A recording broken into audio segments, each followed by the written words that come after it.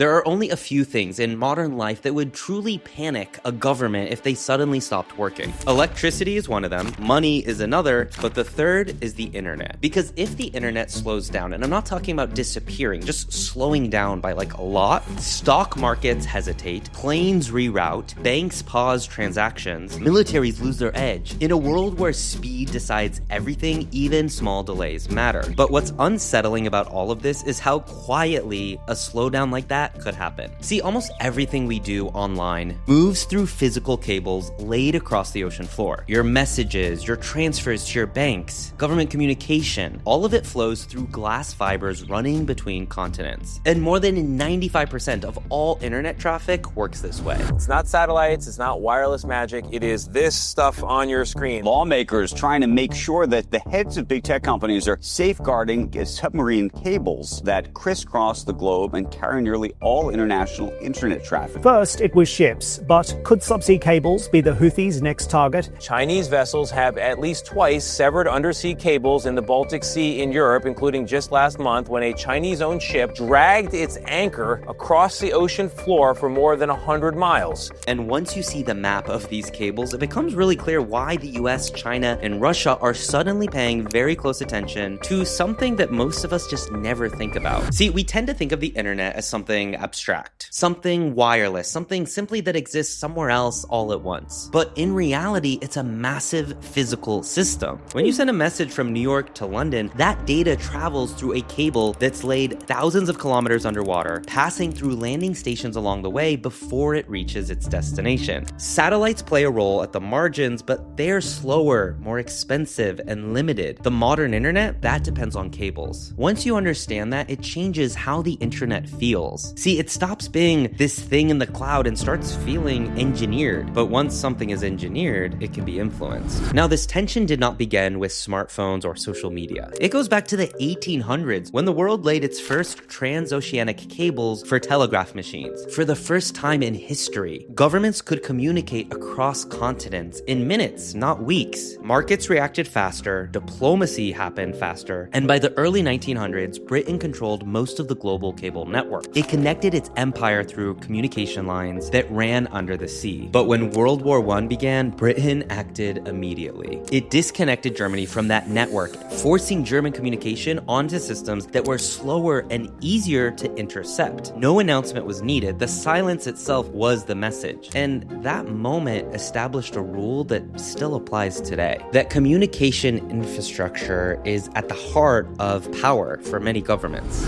Now, as I was doing research for this story, one thing that surprised me was how surprisingly small this whole system is. There are just over 500 major undersea cables carrying all the global data. Many of them pass through the same narrow regions: the English Canal, the Red Sea, the South China Sea, and the North Atlantic. Now, in some areas, dozens of cables sit close together on the seabed. These routes are efficient, but they also create concentration. A lot of the global economy depends on a small number of places continuing to work smoothly. Now, some countries rely on just a few landing points to stay connected to the world. Ireland does, Taiwan does. Financial centers, cloud services, and supply chains all depend on those connections being stable. Now, the system is incredibly efficient, but it's far from limitless. See, for most of the internet's early history, governments or telecom companies built and operated these cables. But that began to change kind of recently, just after 2010. Today, the biggest investors in undersea cables are tech companies: Google, Meta, Microsoft, Amazon. Google alone is involved in more than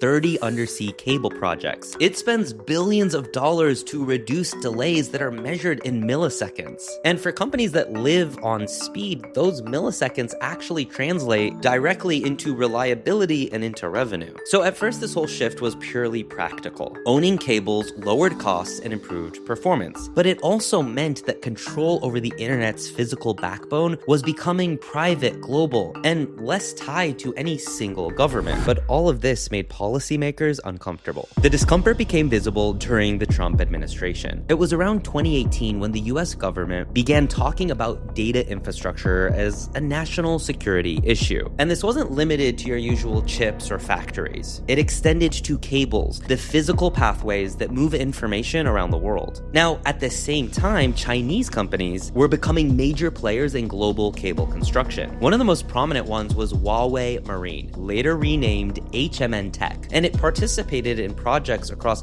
Africa, Asia, Europe, and the Middle East. Now, from Washington's perspective, this wasn't just competition. See, cables require maintenance, upgrades, and physical access. And the way they see this is that influence doesn't come from just reading messages, it comes from being embedded in the system that moves these messages. So all of these concerns came into action in 2020. A cable backed by Google and Facebook was planned to connect the United States directly to Hong Kong. Now, from an engineering standpoint, it was efficient, but from a political standpoint, it raised red flags. So the US government intervenes. Now, the project wasn't loudly canceled with this big announcement, but instead, it was quietly redesigned. The landing points then shifted to Japan and Guam. The cable still existed, but the map changed. It was somewhat of a small adjustment, but with big implication. The internet was no longer being treated as neutral infrastructure. It was now being managed strategically. But here's where it gets really interesting.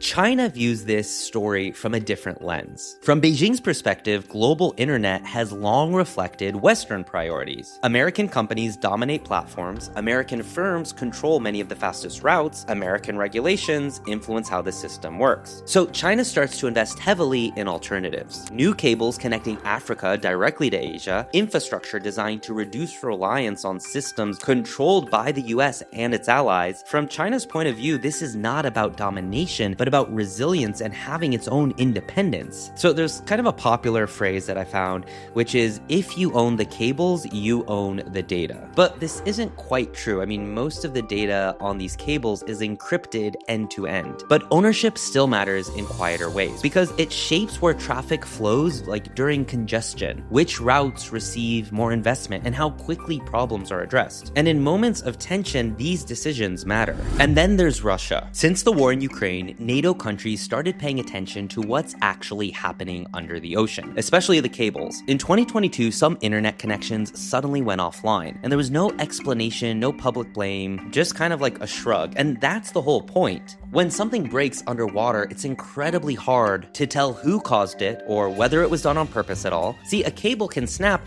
and no one can tell if it was an accident or if it was sabotage. It creates suspicion and fear without triggering a direct military response. And this is all why underwater cables are now talked about the same way we talk about power grids or pipelines or satellites, infrastructure that can be messed with quietly but with massive consequences. Because financial markets depend on real-time connections that are measured in milliseconds. Think about airlines, hospitals, supply chains move based on constant data exchange. See, if several of your key cables experience problems at the same time, even just briefly, the effects spread quickly, markets hesitate, payments slow, confidence drops, you could have a disaster. The internet was designed for a world that trusted connectivity. It assumed data would always flow and infrastructure would just stay invisible. But today, some pipelines are political. Chips are national assets, and undersea cables are no longer just engineering projects. They are pressure points. Most of us never think about them, and that's understandable.